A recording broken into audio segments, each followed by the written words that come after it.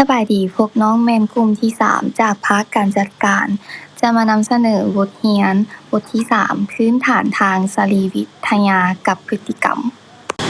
ซึ่งสมาชิกในทีมของพวกน้องจะมีอยู่6คนคือน้ำทิพย์ อินทุอ่อน แก้วประเสริฐ จันทวิสุข ขันธ์เพชร และก็สอนไซข้อที่1เราจะมาทำความเข้าใจกับพฤติกรรมของชีววิทยา วิทยาศาสตร์ประสาทพฤติกรรมซึ่งเอิ้นกันว่าจิตวิทยาทางชีววิทยาหรือจิตวิทยาชีววิทยาสุ่มใส่วิธีที่ปัจจัยทางชีววิทยาสร้างรูปแบบพฤติกรรมและขบวนการทางจิตใจในมนุษย์และสัตว์ซึ่งมันสำรวจวิธีการดังนี้สมองและระบบประสาทควบคุมพฤติกรรม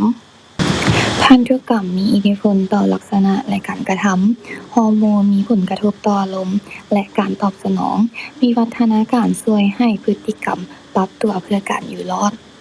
สไลด์ที่2ขบวนการเกิดพฤติกรรมของมนุษย์เพราะว่ามีสาร3สิ่งที่เกี่ยวข้องกันอยู่เสมอเช่นสิ่งกระทบอินทรีย์และการตอบสนอง3สิ่งนี้เอิ้นว่าตัวรับสัมผัส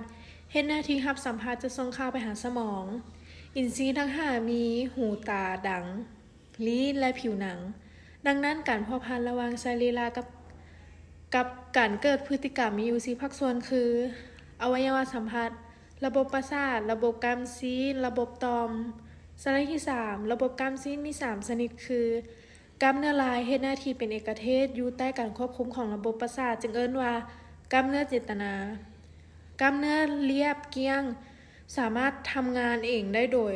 บ่ต้องรอท่าการสั่งการของสมองจึงเอิ้นว่ากล้ามเนื้อบ่เจตนากล้ามเนื้อหัวใจแม่นกล้ามเนื้อเจตนาคือกันกับกล้ามเนื้อเรียบแต่มีลักษณะทางชีวะคือกับกล้ามเนื้อลายแต่ต่างกันบ่ที่เซลล์กล้ามเนื้อหัวใจจะโยงใยเป็นผื่นบ่ได้รวมเป็นมัดๆคือกับกล้ามเนื้อลายสบายดีน้องชื่อว่าทอแก้วประเสริฐเมียนมณีมาจากภาคการจัดการปี1วันนี้น้องสิมาเว้าเกี่ยวกับเรื่องระบบของต่อม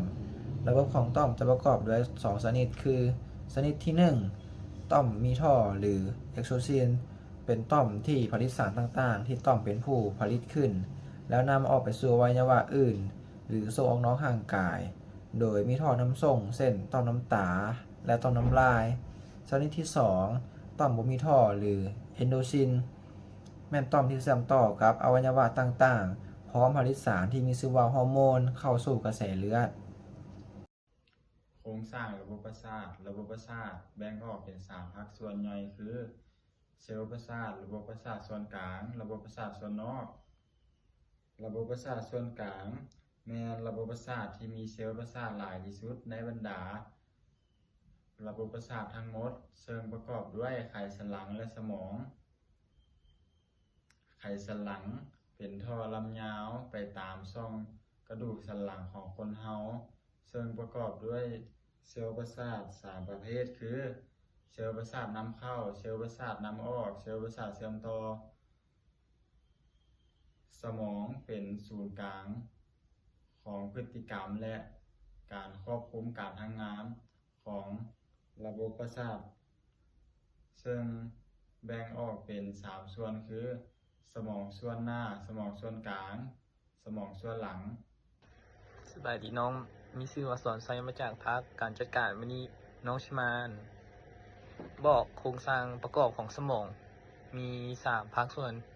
1ภาคส่วนหน้าการคิดและความรู้สึกทรมัดส่งข้อความจากทางกายไปหาสมองไทโพลามัสควบคุมความอดหิวความอดน้ำ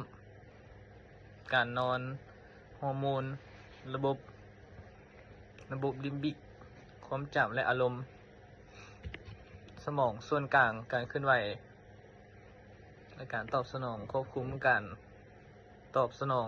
และสายตาด้วยการได้ยินช่วยให้กล้ามซีนเคลื่อนไหวได้อย่างสะดวกและสมองส่วนหลังมีหน้าที่พื้น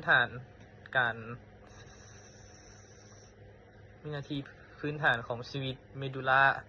การหายใจ การเต้นของหัวใจ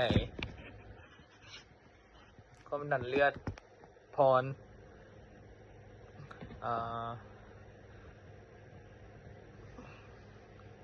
ขั้วสำหรับสัญญาณประสาท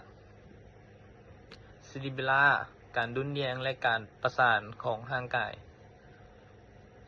เลย และส่วนสุดท้ายก็คือระบบประสาทอัตโนมัติ ซึ่งจะแบ่งออกเป็น2ระบบคือระบบประสาทซิมพาเทติก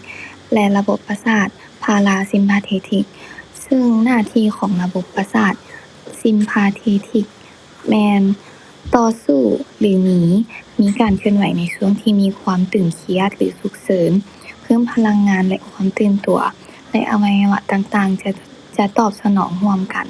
ระบบต่อสู้ของแกงเลียและระบบประสาทของพาราซิมพาเทติกจะมีหน้าที่ย่อยอาหารและพักผ่อน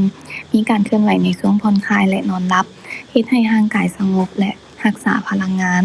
และอวัยวะต่างๆตอบสนองเป็นส่วนบุคคลบ่มีระบบต้องสู้